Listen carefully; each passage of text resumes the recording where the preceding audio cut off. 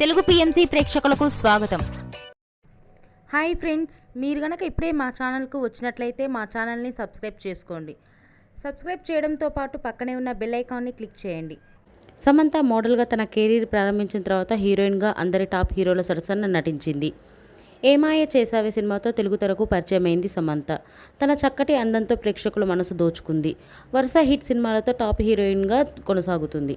సమంత తన లేటెస్ట్ ఫొటోస్ని అభిమానులతో పంచుకుంది. ఆ ఫొటోస్ని మనం కూడా చూసేద్దాం.